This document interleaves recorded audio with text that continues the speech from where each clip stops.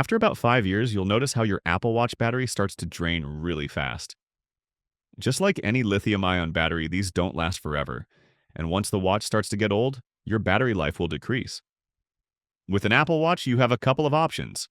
You can either buy a new watch, which will start at around $400 or more, depending on what model you're going with. You can also choose to get your battery serviced by Apple, which costs $99. Take it to an Apple store or mail it in and they'll take care of it.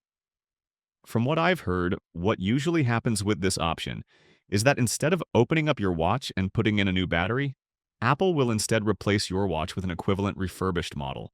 So you're essentially getting a new watch with a new battery. The third option is to buy a battery replacement kit, which is what I did. These are available between $20 and $40 and they come with a new battery and the tools required to install it. My wife's watch is pretty old, so I figured why not? Let's give it a shot.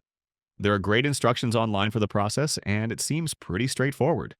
Open up the watch, remove old battery, put the new one in, and use the provided adhesive seals to put your watch back together. It's definitely not for everyone and not the easiest job to do, but I'm pretty good at this stuff, so I figured I'd be able to do it.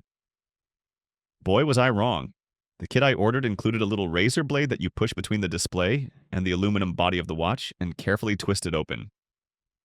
I heated up the watch with a hairdryer because that'll loosen up the glue holding the display in place. But even with that, I could not manage to open up the watch.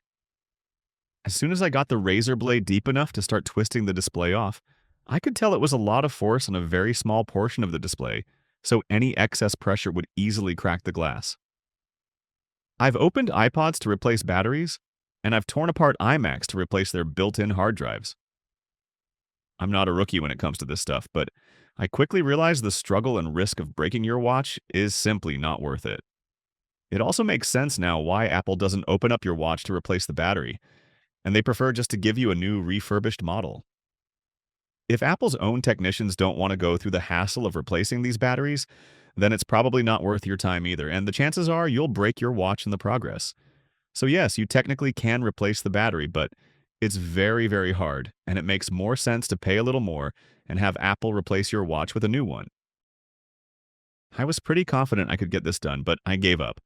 Don't recommend it, but if you've changed these yourself, let me know how it went.